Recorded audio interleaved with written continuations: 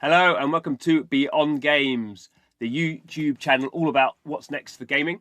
I'm John Jordan. So an interesting sort of lateral news today about how games and the world interact from the BBC. So the police in China say they've busted the world's biggest video game cheat operation. These are some of the cars they say they've seized as part of that operation. So we can see pretty lucrative it seems like for these cheats.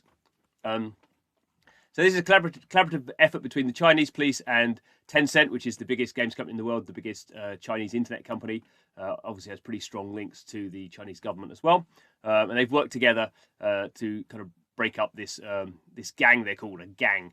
It's basically been a subscription service that people have been signing up for these online cheats. And they've been cheating in various games. They mentioned here just Overwatch, which I didn't think was all that big in China, to be totally honest. I suppose it's not. This is emanating from China, but I guess it's people globally are using it. Call of Duty Mobile, obviously massive game actually developed in China. So they're saying that 76 million dollars, 55 million pounds has been generated. Quite how they worked that out. They've seized $46 million in assets, which seems like an incredible.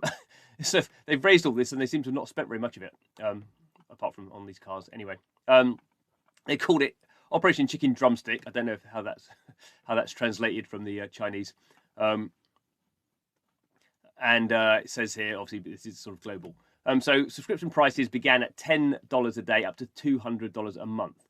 Obviously, I mean, $10 a day is $200. It would be $300 a month, wouldn't it? So, anyway, people are prepared to pay for this, and I guess people are prepared to pay for this because they like playing games, and obviously now there's an increasing amount of kind of third-party kind of competitions and kind of ability to win kind of competitions and win real money and win Amazon vouchers and stuff if you score highly in these online tournaments. And obviously, if there's a way of if by winning you're winning money, then people are prepared to invest money to win in terms of this sort of cheat stuff. So 10 people have been arrested. It's kind of weird. They say they destroyed 17 cheats. I don't know what that means. I guess it means they 17 kind of software. I don't know. I don't know what this means. If they've destroyed the people who've been cheating, which obviously it's not. Anyway, so they've done their sort of stuff. So as I said, these people will be able to win a lot of money, and particularly this is kicked off with COVID, whereas a lot more things have happened online now. Apparently, a third of people admit to using cheats. I'm not quite sure how many people actually would pay to use cheats. This seems like quite a lot. It seems like quite a lot of money.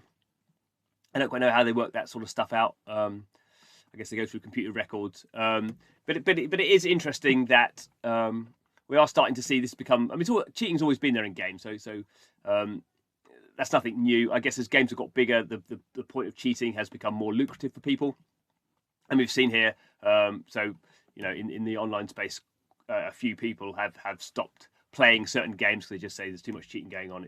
It's not making it enjoyable. And I guess that is the kind of the core thing about cheating is it's great for the people who are cheating because they get an unfair advantage.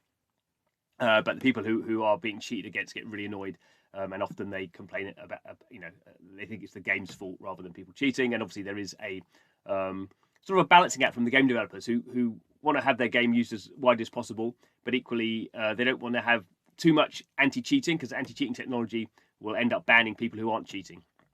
So you always have this balance where can you ban all the cheaters? Well, potentially, but if you're banning all the cheaters, you're probably banning loads of people who aren't cheating. So what's the fine line between banning as many cheaters as possible without kind of overflowing into just normal players? And what is cheating really?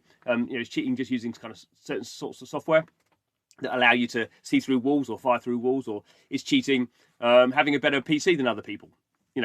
To some degree that can be seen as cheating because or faster internet connection. So it is quite a difficult thing when you get into it. Obviously, people are charging money for these things. Then that is, I guess, is it even a criminal activity? I don't know.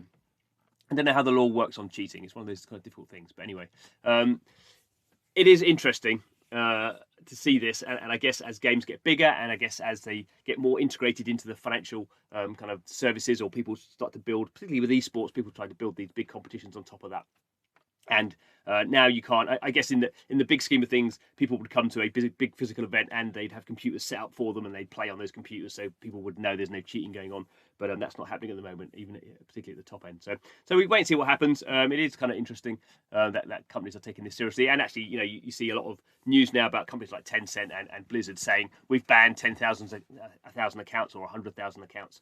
Quite what that means, it's always difficult to understand. But it's interesting that this has obviously been announced as a story by the Chinese police as well, which kind of probably has its own narrative. Anyway, thanks for watching. This is Beyond Games, the YouTube channel that looks at what's happening next for games and how games are interacting with the world and how that's changing. I think it's all pretty fascinating. Hope you do too. Please subscribe to the channel. But thanks for watching and see you again soon.